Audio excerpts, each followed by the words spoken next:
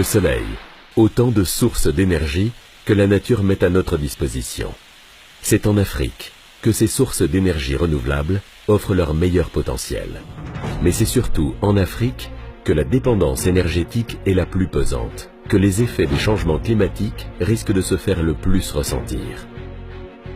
Consciente de ces réalités, la Mauritanie a entamé une véritable révolution dans le domaine de la production électrique, dont l'objectif principal est de concilier le passage d'une électricité à base de ressources fossiles, polluantes et coûteuses, à un mix énergétique impliquant une bonne proportion d'énergie renouvelable et propre dans un modèle économique avantageux. En plus d'un taux d'électrification relativement faible et d'une forte exposition aux variations des prix des hydrocarbures, la Mauritanie a su trouver, dans les énergies renouvelables, une alternative à la production d'électricité entièrement basée sur les énergies fossiles.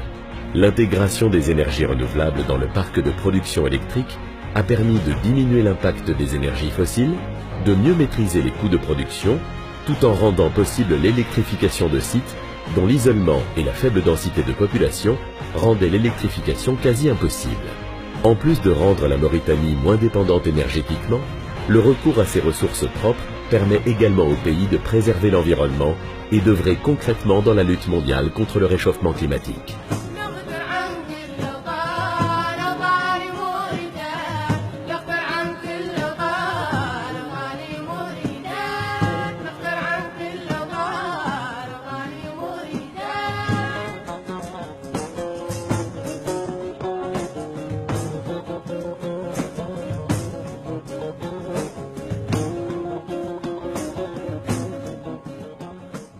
Ces 6 dernières années, la Mauritanie s'est lancée dans un ambitieux programme de développement du secteur de l'électricité, visant en premier lieu la couverture intégrale des besoins électriques du pays. De nouvelles capacités de production à partir de ressources locales ont été mises en route, notamment à travers la mise en œuvre de solutions optimisées pour les zones isolées. Ainsi, les capacités de production ont été grandement renforcées à travers la mise en service de 360 MW de capacité additionnelle, dont 20% issus de ressources renouvelables, hydro, solaire et éolien. Un taux de pénétration élevé et qui reflète la volonté, mais surtout le potentiel important des ressources renouvelables dont dispose le pays et qui était totalement inexploité. Concrètement, de par sa position géographique, la Mauritanie a l'avantage de disposer, en plus du potentiel hydroélectrique exploité dans le cadre de l'OMVS, d'un important potentiel solaire photovoltaïque avec une irradiation globale horizontale variant de 2100 à 2300 kWh par mètre carré par an. La Mauritanie dispose, tout au long de ses 700 km de côte, de gisements éoliens avérés où la vitesse moyenne par endroit atteint 10 mètres par seconde, ainsi que des importantes ressources en biomasse. Ainsi, la production de l'électricité à partir de ces ressources renouvelables a occupé une place importante dans les chantiers initiés depuis 2009 et plusieurs centrales de production d'électricité à partir de ces ressources sont déjà en service.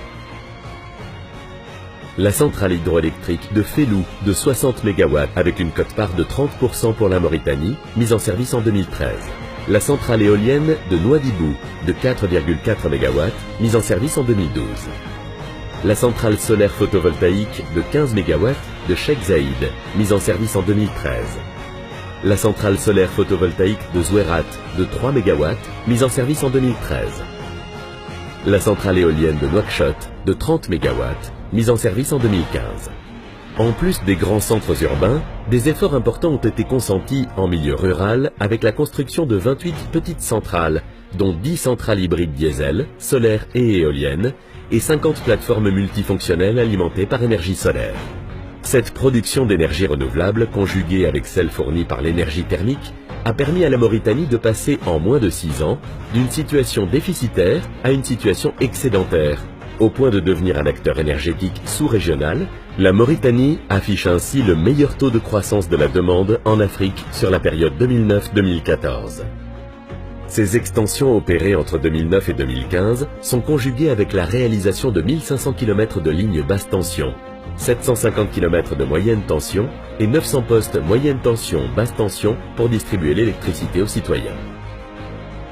Toutes ces performances enregistrées par la Mauritanie, notamment durant les 6 dernières années, ont notamment valu à la Mauritanie d'être classée dans le top 5 des pays africains en termes de pénétration des énergies renouvelables. Mais toutes ces réalisations ne sont cependant que le début d'un programme global qui nous amènera à l'horizon 2020 à un taux d'électrification urbaine de 100% et un taux d'électrification rurale de 40%, avec une quote-part importante issue des énergies renouvelables et propres. Il est en effet programmé la réalisation du projet Bangda de production d'électricité à partir du gaz, qui vise l'installation à terme d'une capacité de 700 MW d'énergie propre à partir du gaz mauritanien sur la base d'une coopération régionale avec le Sénégal et le Mali. D'autres centrales, de moindre ampleur, mais entièrement issues d'énergie renouvelable, sont également en cours.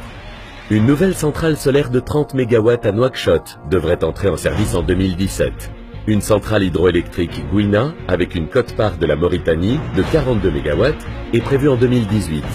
Le parc éolien de 100 MW à Boulanoir, dont l'étude de faisabilité est en cours et dont l'entrée en service est prévue en 2020, ainsi que l'hybridation en 2016 de 7 centrales en zone rurale, avec l'installation d'une capacité solaire photovoltaïque de 12 MW. Cette augmentation programmée de production électrique oblige le pays à se doter d'un système moderne de transmission, en mesure de supporter le transport de l'électricité vers les principaux centres urbains et industriels du pays, et de permettre d'augmenter les échanges d'énergie avec les pays limitrophes.